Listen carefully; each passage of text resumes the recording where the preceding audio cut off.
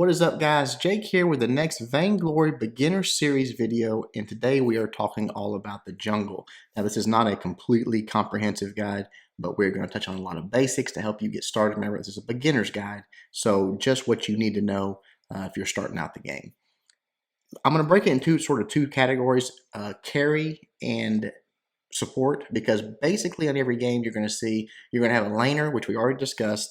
You're going to have a jungle carry, what we call it, which is just a damage dealer, more of an attacker, and you're going to have a support role, someone that just is a tank, or their role is to support the other teammates. That's pretty much it. Catherine, Arden, people like that are just built for support roles. As a support role, the first thing you want to buy without fail is an Iron Guard contract. Let's look at what that does.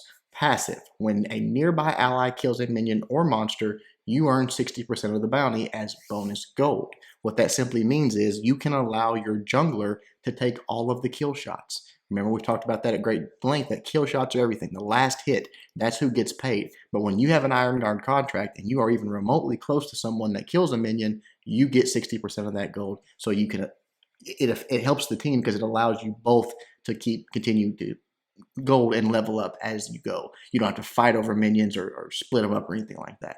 Also, if that monster has attacked you, you heal for 80 hit points, 160 for a boss, and your ally earns a 30% bonus. So it's better for your ally to let you take that first hit. So let's get into the jungle. Obviously, you won't have 20,000 gold at the start, but I just want to show you what I'm talking about here. How it should look. You're going to come into the jungle, and whether you start in the backs or you start at the front, doesn't matter. You're going to hit the mob, and a few hits, especially early game, everyone's DPS is so low. Go ahead and take a few hits on it, and then once it starts getting low life, just walk away. You can still tank it, just walk back and forth, let it hit on you. Your jungler's going to be beating on it, and once he takes that hit, you're already at the next minion, getting them ready and taking them out. Let's watch a quick video here that I've actually set up that's going to show you what this should look like, talk about it, and then we'll come back into the fold to look at some more details on how you should be running the jungle. All right, as you see here, I'm playing Arden, always Iron Guard contract. It doesn't matter what character you're playing, what hero. If you are the support role and you need to identify that before game, you need to get the Iron Guard contract, period. Now, here's what it should look like. Now, I'm just whistled out to the lane here, but you see that Braden is coming down and he's waiting for me. Smart jungler, waiting for me to take that first hit. I take the first hit. I hit it a few times. It starts getting low. Now I just avoid. I just walk back and forth. You see right there. He takes the last hit. We both get gold. Watch this pop up here. Last hit. Boom. We both get gold. I get the heal. That's it, guys. This is how it should look every time. The support taking the first hit, tanking the troop, and letting the jungler get that last hit and get paid. Pretty straightforward, pretty simple. Just rinse and repeat over and over. This is how it should look the entire game. So let's get back to the fold. All right, so that's exactly how it should look. You should farm together and stick together, guys. One thing I see people do all the time is, and almost immediately, you'll see one guy go to the fronts, one guy stops at the backs. Stick together. That's what you're going to hear me say all along. If you're playing solo queue, it's someone that you're not used to playing with, and you usually go to the fronts, but they want to go to the backs first, and you can tell they're going to go to the backs. They're not going to follow you. Trust me when I tell you, whether you're the carry, whether you're the support, it doesn't matter. It's better to stick together. So be the bigger person. You don't want to miss out on gold and cause your team to get behind simply because you are being stubborn and don't want to do what you want to do what you want to do. So always take the high road. It's going to be better for the team. It's going to be better for you. The next thing I want to talk about after that, pretty much as a support role, that's what you do. You get Iron Guard contract and you work your way up, through there. That's going to help you. Step one, you're not going to sell any gold that way. The other job of a support role, and you can get into whether you want to go first or last or whatever, is vision. Even immediately as I get to the store as a support role, I will buy a couple of scout traps. And the first place I'll place one is right here. Now, why do I place it right there? I don't want someone to trigger that. I know that a lot of people will. They'll check it. They'll trigger it accidentally. But what that does for me is, let's say we go to the fronts first. We take out our minions, boom, boom, boom, boom. We take them out and we work our way to the backs. Now, once the backs are dead, we're turning around and we're going back to the front. Let's say we're coming down here to take these minions out. With that scout mine there, I can tell if these guys are waiting to ambush me. If they're anywhere in this bush, I'm going to be able to see them because a scout mine's radius is the vision it grants is quite a bit more than the actual scout mine. If they step on it, if they get into this green radius, they're going to trigger it.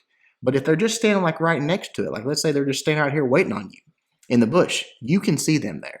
Okay, you're not going to be able to get ganked or ambushed when you're just trying to get your farm down. The other place I'll place an early scout mine is like right up here. Again, I'm not trying to place them in locations to do damage. I'm trying to just grant my team vision to where I know that when we're going through the jungle, we're doing our farm, there's not those guys just waiting on us to take us out, because that's a big thing. You know, if you get over here and there's no scout mine, and you and your jungle carry are here waiting on them, and they come out and start attacking those minions, you can jump on them and probably get an easy kill. So as a carry, as a support role, vision is everything. Grant your team vision throughout the match, and it can absolutely change the game. I personally like to rush contraption as a support role. It's, in my opinion, it's overpowered how many scout mines and flares and all that you can put down. Let's talk about that a little bit. Let's say we were sitting right here and I suspected that the enemy team was up in these bushes right here, and I wanted to check that. If I click on my contraption right here, it's going to pull up this thing, and you can see the radius of how far I can put it, which is very far out. If I drop if I just tap on myself, it's going to drop a scout mine. Okay. If I tap anywhere just right around me to drop a scout mine. However, if I tap my finger right here in this bush, it's going to put a flare up there. Now remember, you can buy flares as well. You can see the flare, it's burning. And if they're in that bush, we're going to be able to see them. Again, granting my team vision, knowing where the other team's at, it's everything, and it can literally change group fights. It can change the outcome of the game. So just know that it gives you both in contraption. That's why it's good to rush it. Another thing you want to try to do, and it's tough to do because they're always getting tripped, and there's not really great places to put them, but try to put a scout mine here in a bush to where your laner has some vision. He can see, maybe even one up here like this. He can see if someone's trying to gank him, and even if they trigger it, he says, oh crap, they're there, they're trying to come for a gank, and he can fall back to the safety of the turret and not take a needless death. You can also do it on the opposite side. You know, try to put one down there. They're going to trigger it. There's no doubt about it. But try to put them in strange locations where people might not step on them, and you're going to be able to have that vision throughout the match. That's pretty much it. You know, let your jungle get the last hits. Don't take the laners minions. You know, when you come up for a gank, we're going to talk about that more in a minute when we talk about the jungle carry role. When you come up for a gank, don't come up here and take the laner's minions. You've got your minions in the jungle. Let him have his thing. It's fine if he had to call back like right here, and you know, these are going to die anyways to the turret, so it's fine not to let them go to waste to take those out if the laner's not up there. But once they're out of that range of that turret, and you know he's coming back, leave those minions for him. They're the way he upgrades and levels up. Let's go ahead and exit out here, and I'll be right back with a jungle carry role and talk about that a little bit. All right, guys, as a jungle carry, your job is pretty simple. You want to, you know, rush some damage. You've got to get that damage output up. It's fine to buy like a tier 1 armor or shield if you're just wanting to last a little bit longer in fights. But besides that, your job is to take the last hits, you know, let the carry engage. You know, sometimes they don't know what they're doing, and it's evident early on that they don't know how Iron Guard works, contract works. You might have to start engaging some minions on your own, but for the most part, let the carry hit those minions first. It gives you more gold. You know, if they get hit by that minion at least once, you get paid more. So it's beneficial to you to do that. Plus, you're always probably a little bit squishier. Let them take the hits. They get a heal for it. It just works out best for everybody. I said it on the carry part. I'm gonna say it on the jungle carry part as well, on the support part, but I'm going to say it on the jungle carry part as well. Guys, stick together. Don't split up.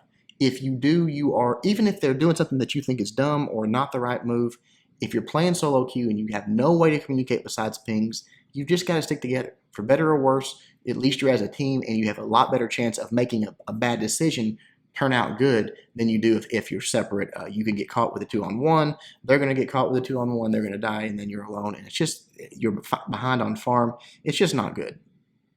The other thing that your job is as a jungle carry, especially as you make a few laps and a few rotations through, is to rotate up and to try to gank the laner. Now, this is a perfect spot for it right here. You see I'm just hiding in this bush here. If they fall back, maybe you can have your support check this bush.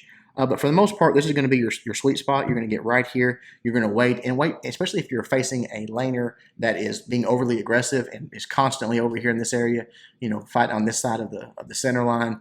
It's really easy to come up here, have your support with you. You come out, maybe if you have a stun or a slow, your laner slows them or stuns them, and you jump on them, all three of them, and you take them out. That makes life very easy for your laner, and they can farm and get ahead and get more gold.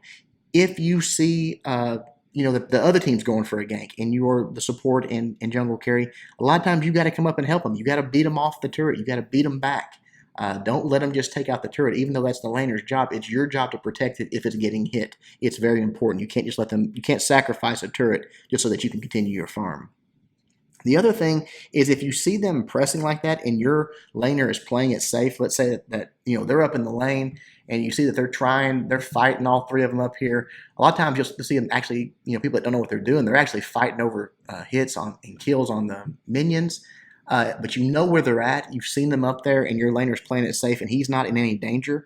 Rush to their backs. We've talked about this before. These two minions are worth more than any other on the game as far as gold. You want to get them, but get them and get out. Don't linger in their jungle because if their laner is smart, he may rotate down and will eventually take you out. You'll die eventually here. This is hostile territory. Especially early game, they can respond so quickly. You'll be working on their jungle or something, and they'll come out and take you. So once you get those backs, a lot of times I'll just either run away or I will call back home like that, and get back to farming.